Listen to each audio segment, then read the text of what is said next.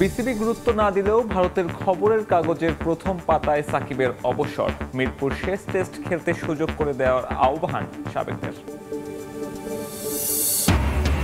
Federation দুর্নীতিমুক্ত রাখতে কঠোর অবস্থানে ক্রীড়া উপদেষ্টা, 2 মেয়াদের বেশি দায়িত্বে থাকতে পারবেন না কেউ, দিতে হবে আয় ব্যয়ের হিসেব।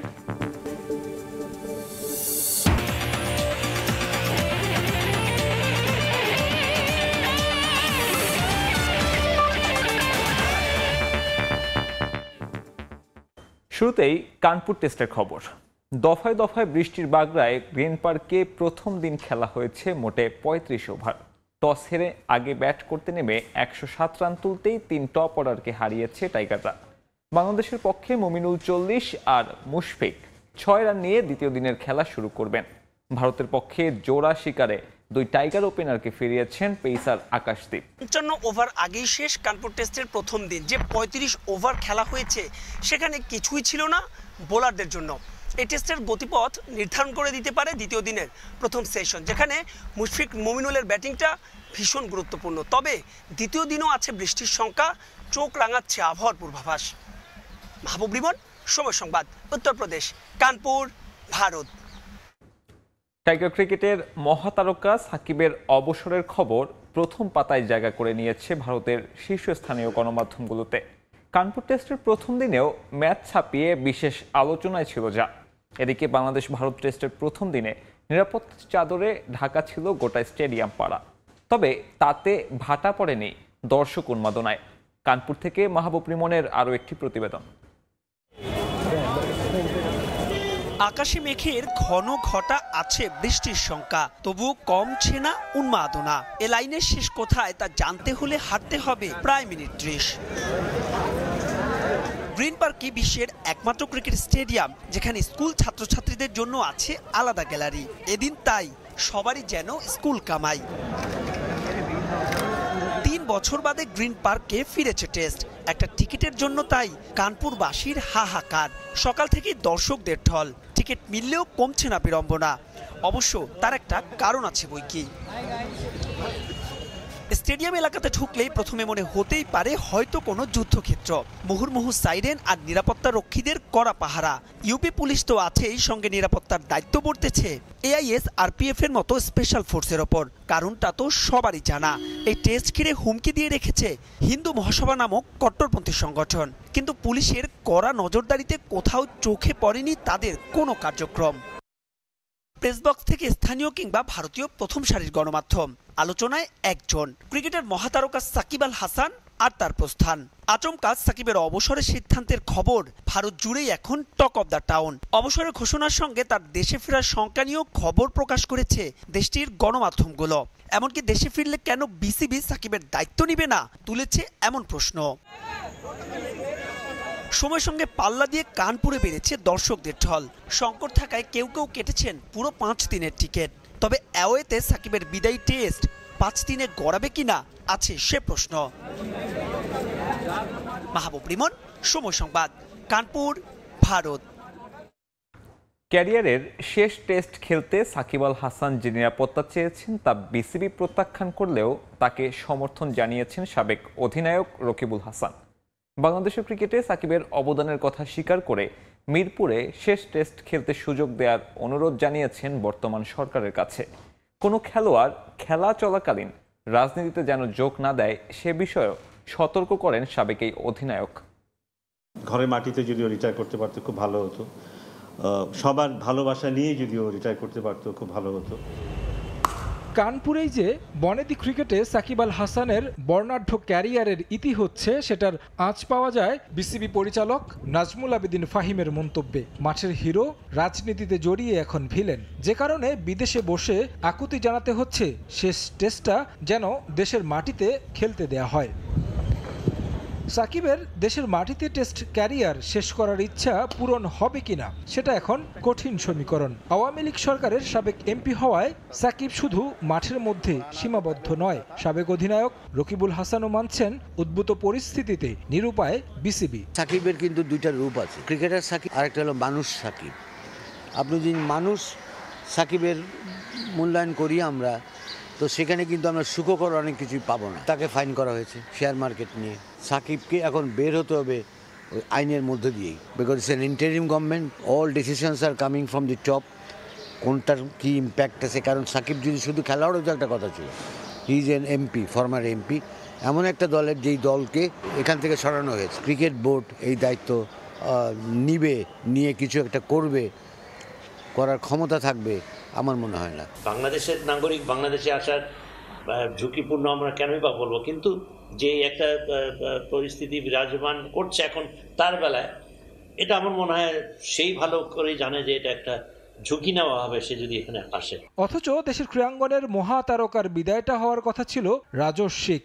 বর্তমান পরিস্থিতির জন্য সাকিব নিজেও দায়ী মনে করছেন সাবেকরা। সতর্ক বার্তা দিলেন বর্তমান ক্রিকেটারদেরও। অ্যাক্টিভ ক্রিকেটার হিসাবে, অ্যাক্টিভ ফুটবলার হিসাবে বা অ্যাক্টিভ যে কোনো একটা অন্য জায়গায় তাকে রাজনীতিতে আসা আমি কোনোদিন সমীচীন মনে করি না। যদি কেউ এরকম চিন্তা ভাবনা করে থাকেন, রিটায়ারমেন্টে যান, তারপরে আপনার রাজনৈতিকভাবে কোনো দর্শন যদি থাকে, সেই দর্শনকে আপনি যদি প্রতিপালন করতে চান, আপনি রাজনীতিতে যান। He could not resist the temptation and he joined politics because of that. Awami লীগের যদি বলি যেভাবে পতন হয়েছে, প্রভাবটা তার উপরে পড়েছে। এই জন্যই আমার মনে হয় যে তার পলিটিক্স জয়েন করাটা আরো বেশি সমালোচিত হয়েছে বিকজ অফ দিস।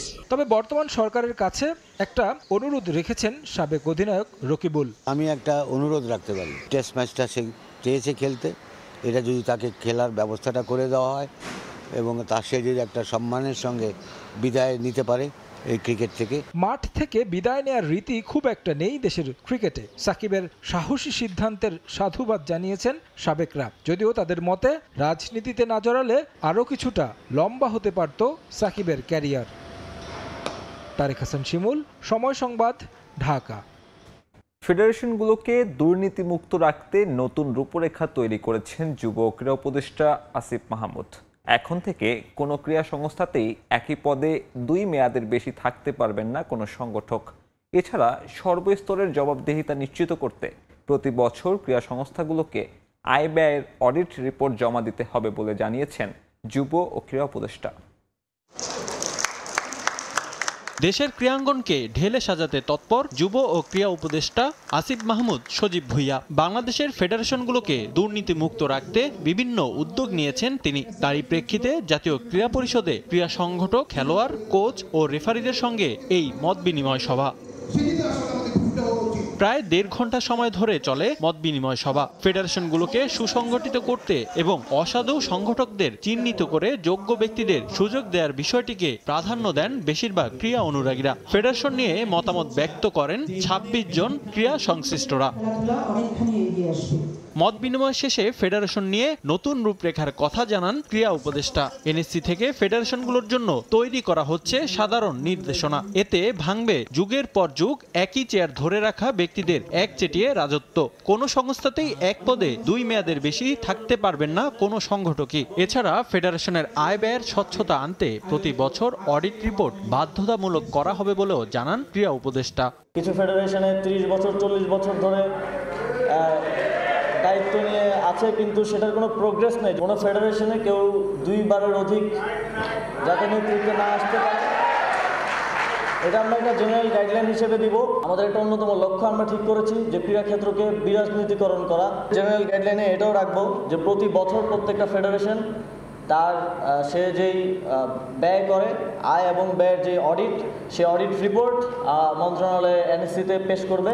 মত বিনিময় সভায় আমন্ত্রণ জানানো হয়েছিল প্রতি ফেডারেশন থেকে 4 জন প্রতিনিধি। তবে ফেডারেশন প্রতিনিধি ছাড়াও সবাই উপস্থিত ছিলেন আরো অনেকেই সুযোগ পাননি নিজের বক্তব্য দেওয়ার। এতে কিছুটা বিশৃঙ্খলাও দেখা দেয়, জানিয়ে অসন্তোষ প্রকাশ করেন ক্রীড়া উপদেষ্টা। বৈষম্য বিরোধী আন্দোলনের স্পিরিট নিয়ে যে আমরা এখন এই সংস্কার আন্দোলনের মধ্যে আসছি, এই সংস্কারটাই কিন্তু প্রতিহত করতেছে আবার ওই স্পিরিটধারী, মানে যারা বৈষম্য করে সেখানে স্পষ্ট যারা টু দ্য পয়েন্ট কথা বলবে এই লোকদেরকে কথা বলতে দেওয়া হয়নি। প্রত্যেকটা ইভেন্ট থেকে যদি সুযোগ দেওয়া হতো, যেটা এখানে হয়তো হয়নি, যে অনেকে কথা বলতে পারেনি, যেমন আমরা হকি নিয়ে কোনো আলোচনা করতেও পারিনি। মূল পয়েন্টটাই এখানে বলেন নাই, তা একটা কথাকে বারবার ঘুরিয়ে ঘুরিয়ে বলেছেন। এনারা কি চাচ্ছেন? ইলেকশনে যারা আছেন কমিটিতে তাদেরকে বের করে দিয়ে যারা আসেন নাই তারা এসে কাজ করতে যাচ্ছেন। ইতোমধ্যে কয়েকটি সুনির্দিষ্ট ফেডারেশনকে নিয়ে কাজ শুরু করেছে সার্চ কমিটি। খুব দ্রুত আরও কিছু ফেডারেশনের সঙ্গে বসে অ্যাডহক কমিটি তৈরি করা হবে বলে জানান কমিটির অন্যতম সদস্য ইমরোজ আহমেদ। যারা ক্রিয়াঙ্গনে অনেকদিন ছিলেন, নতুন যারা আসছেন, তাদেরকে একটা নিয়েই কিন্তু আমরা একটা দিন তারিখ ঠিক করে আপনাদেরকে বলবো। হয়তো একদিনে 4-5টা করে আমরা ফেডারেশনের সাথে বসবো এবং সেইখান থেকে আমরা এক্সট্রাক্ট করার চেষ্টা করব তাদের মতামত, এবং সো দ্যাট আমরা সবাই একসাথে বসে আমরা এটাকে একটা নতুন শেপ দিতে পারি। ফেডারেশনগুলোর আর্থিক উন্নয়নের জন্য পরবর্তীতে সংগঠক খেলোয়াড়দের পাশাপাশি আলোচনা করা হবে পৃষ্ঠপোষক প্রতিষ্ঠানের সঙ্গেও। রিফাতুল ইসলাম মিরন, সময় সংবাদ, ঢাকা। আবারও স্বাগত খেলার সময়। ইপিএলে শনিবার শীর্ষস্থান ধরে রাখার মিশনে নামবে ম্যানচেস্টার সিটি। প্রতিপক্ষ নিউক্যাসল ইউনাইটেড। ম্যাচ শুরু হবে বিকেল 5:30টায়। এদিকে সিটিকে পেছনে ফেলে শীর্ষে ওঠার লক্ষ্যে উলফসের বিপক্ষে লড়বে লিভারপুল। এই ম্যাচটি মাঠে গড়াবে রাত 10:30টায়। সেন্ট জেমস পার্কে মাঠে নামার আগে শেষ মুহূর্তের অনুশীলনে ব্যস্ত ম্যানচেস্টার সিটি। শিরোপা ধরে রাখার মিশনটা এবারও দাপুটে হয়েছে সিটিজেনদের। ইপিএল এর সবশেষ ম্যাচে স্নায়ুক্ষয়ী লড়াইয়ে আর্সেনালের সঙ্গে 2-2 গোলে ড্র করে হার এড়ায় বর্তমান চ্যাম্পিয়নরা। কঠিন বৈতরণী পাড়ি দেওয়ার পর লিগ কাপে কোনো রকমে ওয়াটফোর্ডকে হারিয়েছে গার্দিওয়ালার দল। আর্সেনালের বিপক্ষে ম্যাচে ইনজুরিতে পড়েন রদ্রি, সেটা এখনো ভোগাচ্ছে সিটিকে। লিগ কাপে অপেক্ষাকৃত দুর্বল ওয়াটফোর্ডের বিপক্ষে জয় পেতে কাঠখড় পোড়াতে হয়েছে ম্যানচেস্টার সিটিকে। এখনো ফিট হয়ে উঠতে পারেননি রদ্রি, সে চিন্তা মাথায় নিয়েই নিউক্যাসেলের মাঠে নামতে হচ্ছে ম্যানচেস্টার সিটিকে। ইংলিশ প্রিমিয়ার লিগের বর্তমান চ্যাম্পিয়নরা 5 ম্যাচ খেলে এখন পর্যন্ত 4 জয় ও 1 ড্রয়ে 13 পয়েন্ট নিয়ে শীর্ষে আছে। প্রতিপক্ষ নিউক্যাসেল 3 জয় 1 হার ও 1 ড্রয়ে 10 পয়েন্ট নিয়ে আছে 6 নম্বরে। তাই কঠিন এক ম্যাচই অপেক্ষা করছে ম্যানচেস্টার সিটির জন্য। রদ্রি ছাড়াও নাথান একে ও অস্কার বব ইনজুরির কারণে খেলতে পারবেন না সেন্ট জেমস পার্কে। কেভিন ডি ব্রুইনাও ইনজুরিতে পড়ে অনুশীলন করতে পারেননি। তাই একাদশ নিয়ে বেশ বিপাকেই আছেন গার্দিওয়ালা। দুদলের মুখোমুখি পরিসংখ্যানও আছে ম্যানচেস্টার সিটির পক্ষে। 78টি ম্যাচ জিতেছে সিটিজেনরা। নিউক্যাসেলের জয় 73 ম্যাচে, 41টি ম্যাচ হয়েছে ড্র। ইপিএল এর আরেক ম্যাচে উলফসের বিপক্ষে লড়বে লিভারপুল। ম্যানচেস্টার সিটির সঙ্গে এবার শুরু থেকেই পয়েন্ট টেবিলের ইঁদুর দৌড় চলছে লিভারপুলের। নতুন কোচ আর্নে স্লটের অধীনে ভালোই লড়াই করছে অলরেড। 5 ম্যাচে 4 জয় ও 1 হারে 12 পয়েন্ট নিয়ে 2 আছে তারা। মাত্রই লিগ কাপে লিভারপুল ঝড়ে বিধ্বস্ত হয়েছে ওয়েস্ট হ্যাম। সে ম্যাচে 2টি করে গোল করেন জটা ও গাকপো। এছাড়াও সালাও পান 1 গোল। অ্যানফিল্ডের বড় জয়ের সুখস্মৃতি নিয়ে মলিনাক্সে যাচ্ছে লিভারপুল। ম্যাচের আগে আর্নে স্লটের বড় চিন্তা প্রথম পছন্দের গোলরক্ষক অ্যালিসনকে নিয়ে। গেল সপ্তাহে চ্যাম্পিয়ন্স লিগে এসি মিলানের বিপক্ষে 3-1 গোলে জয়ের ম্যাচে হ্যামস্ট্রিং ইনজুরিতে পড়েন তিনি। এখনো ফিট হয়ে উঠতে পারেননি ব্রাজিলিয়ান গোলরক্ষক। এছাড়াও আরও 1 মাস মাঠের বাইরে থাকবেন হার্ভে ইলিয়ট। এ দুজন ছাড়া বড় কোনো ইনজুরি নেই লিভারপুল শিবিরে। দুদলের মুখোমুখি দেখায় এখন পর্যন্ত জয়ের পাল্লাটা বেশ ভারী লিভারপুলের। অলরেডদের 61 জয়ের বিপরীতে উলফস জিতেছে 37টি ম্যাচ, ড্র হয়েছে 18টি ম্যাচে। পারভিন আক্তার, সময় সংবাদ। বৈরী আবহাওয়া উপেক্ষা করে নীলফামারীর সৈয়দপুরে অনুষ্ঠিত হলো সৈয়দপুর ফ্রেন্ডশিপ 10K ম্যারাথন প্রতিযোগিতা। বিভিন্ন বয়সের 700 দৌড়বিদ অংশ নেন এই ম্যারাথনে। দৌড়ের প্রতি মানুষকে উৎসাহিত করতে এমন আয়োজন বলে জানিয়েছেন আয়োজকরা। মোহাম্মদ সোহেলের ছবিতে সাকির হোসেন বাদলের রিপোর্ট।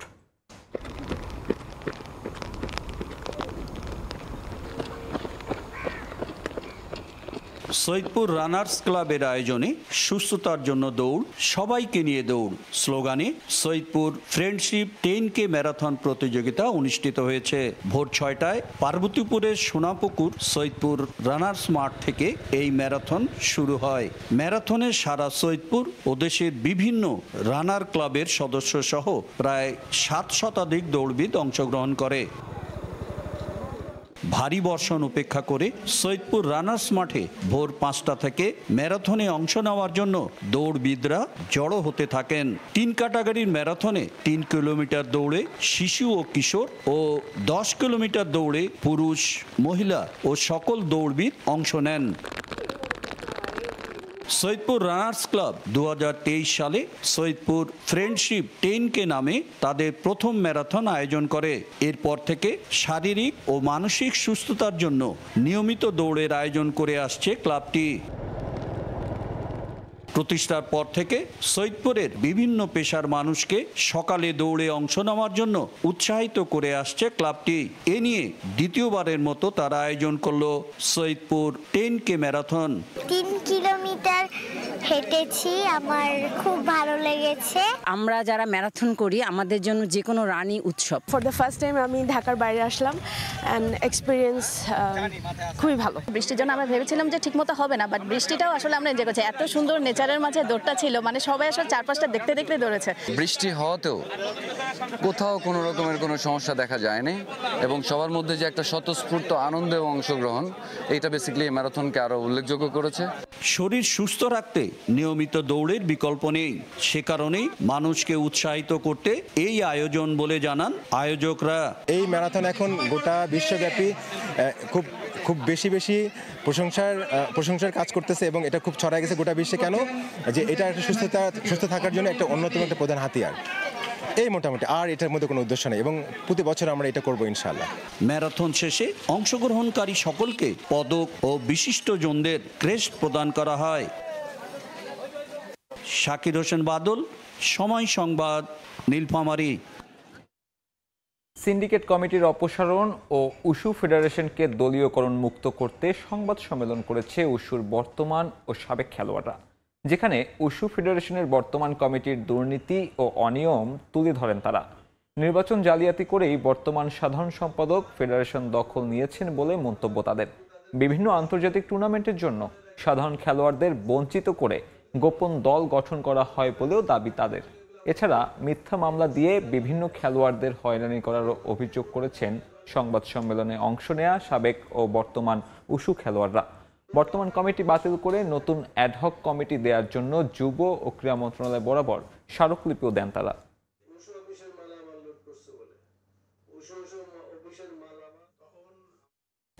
এ পর্যায়ে খেলার সময়ের শীর্ষ সংবাদ জানিয়ে দিচ্ছে আরেকবার। বিসিবি গুরুত্ব না দিলেও ভারতের খবরের কাগজের প্রথম পাতায় সাকিবের অবসর, মিরপুরে শেষ টেস্ট খেলতে সুযোগ করে দেওয়ার আহ্বান সাবেকদের। এবং ফেডারেশন দুর্নীতিমুক্ত রাখতে কঠোর অবস্থানে ক্রীড়া উপদেষ্টা, 2 মেয়াদের বেশি দায়িত্বে থাকতে পারবেন না কেউ, দিতে হবে আয় ব্যয়ের হিসেব।